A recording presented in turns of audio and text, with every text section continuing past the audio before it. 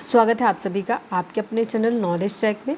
और आज की इस वीडियो में हम 11 मई 2022 के करंट अफेयर के एमसीक्यू क्वेश्चंस देखेंगे जो कि आपकी एग्ज़ाम के लिए महत्वपूर्ण हो सकते हैं। पहला प्रश्न है, 9 मई 2022 को किस एक भारतीय को वर्ष 2022 का पुलित्जर अवार्ड नहीं दिया गया?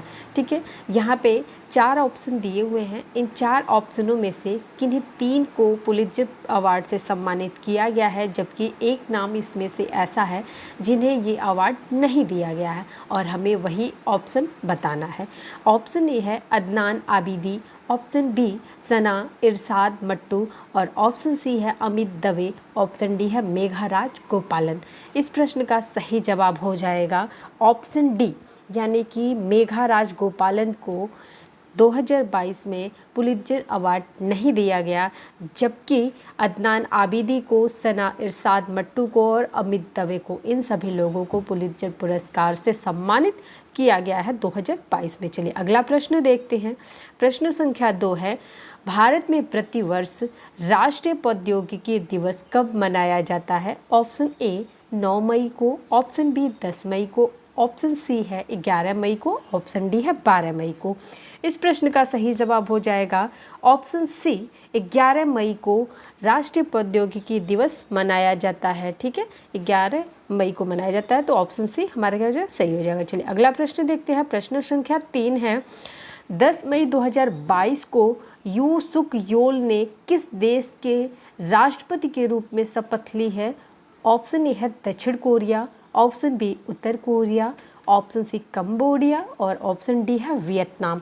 इस प्रश्न का सही जवाब हो जाएगा दक्षिण कोरिया।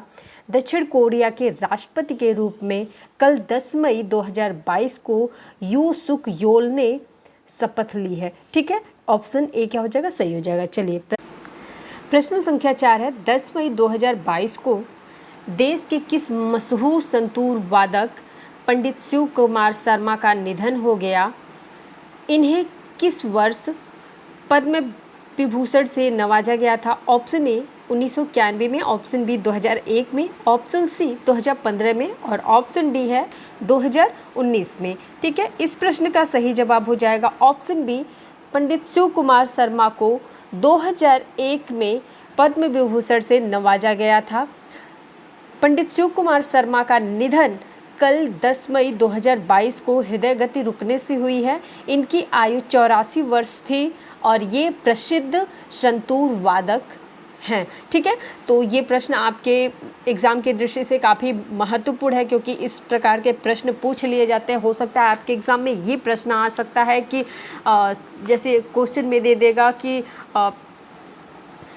किस वाद्य यंत्र का संबंध किससे है, या फिर नाम दे देगा कि संतूर वादक का संबंध निम्न में से किसका है। ठीक है, तो उसमें नाम दिया होगा किसका किसका, पंडित शिव कुमार शर्मा का दे देगा, पंडित रविशंकर का दे देगा, बिस्मिल्लाह खां का दे देगा। तो फिर वहाँ पे हमको ये पता होना चाहिए कि किस वादक का किस वाद्य यंत्र से संबंध है। यहाँ पे अभी हाल ही में चूँकि ये हुआ है, तो ये हमारा करंट अफेयर की दृष्टि से काफ़ी महत्वपूर्ण प्रश्न बनता है। चलिए प्रश्न संख्या 5 देखेंगे। प्रश्न संख्या 5 है, 8 मई 2022 को किसने मैड्रिड ओपन टेनिस टूर्नामेंट 2022 में पुरुष सिंगल्स का खिताब जीता? Option A Rafael Nadal, option B Novak जोकोविच, ऑप्शन सी अलेक्जेंडर ज्वेरेव और ऑप्शन डी है कार्लोस अल्कराज। तो इस प्रश्न का सही जवाब है ऑप्शन डी, कार्लोस अल्कराज ने मैड्रिड ओपन टेनिस टूर्नामेंट 2022 का खिताब जीता। ठीक है, ऑप्शन डी क्या हो जाएगा, इस प्रश्न का सही जवाब हो जाएगा। चलिए अगले प्रश्न की तरफ बढ़ते हैं। प्रश्न संख्या 6 है, 11 मई 2022 को सूक्ष्म लघु और मध्यम उद्यमी मंत्री नारायण राणे कहाँ पर पहले खादी उत्कृष्टता केंद्र का उद्घाटन करेंगे? ऑप्शन ए है New Delhi, option B Mumbai, option C Jaipur, option D Lucknow. इस प्रश्न का सही जवाब है ऑप्शन ए, नई दिल्ली में सूक्ष्म लघु और मध्यम उद्यमी मंत्री नारायण राणे ने पहले खादी उत्कृष्टता केंद्र का उद्घाटन करने का निर्णय लिया है। तो इस प्रश्न का सही जवाब है ऑप्शन ए। चलिए प्रश्न संख्या 7 देखते हैं। प्रश्न संख्या 7 है, निम्नलिखित कथनों पर विचार कीजिए। ऑप्शन ए है, लोकपाल के लिए दिल्ली में स्थित वर्ल्ड ट्रेड सेंटर में नया कार्यालय दिया गया है। ठीक है। ऑप्शन बी है, पिनाकी चंद्र घोष लोकपाल के पहले अध्यक्ष हैं। ऑप्शन सी है, लोकपाल में एक अध्यक्ष और अधिकतम 8 सदस्य होते हैं। और ऑप्शन डी दिया हुआ है कि उपयुक्त में सभी। तो यहाँ पे जितने भी कथन दिए हुए हैं, जितने भी ऑप्शन दिए हुए हैं, वो सभी ऑप्शन क्या है, सही हैं। इसलिए ऑप्शन डी हमारा क्या हो जाएगा, इस प्रश्न का सही आंसर हो जाएगा। चलिए प्रश्न संख्या 8 देखते हैं।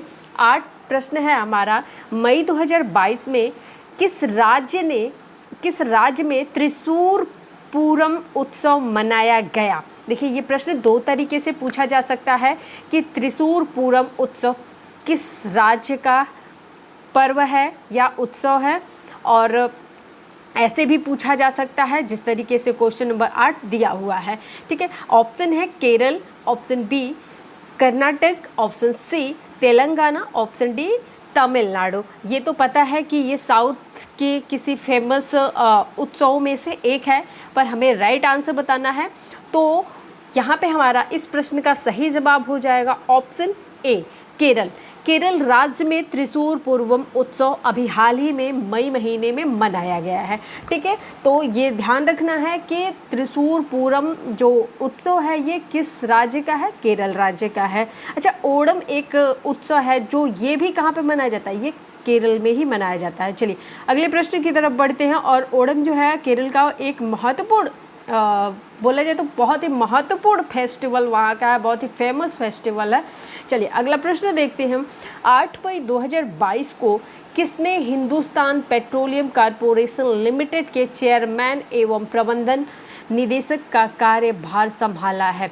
ऑप्शन ए है Surendra Mohan Pathak, option B Mukesh Kumar Surana, option C Pushp Kumar Joshi, option D है शैलेंद्र पांडे। इस प्रश्न का सही जवाब है ऑप्शन सी, पुष्प कुमार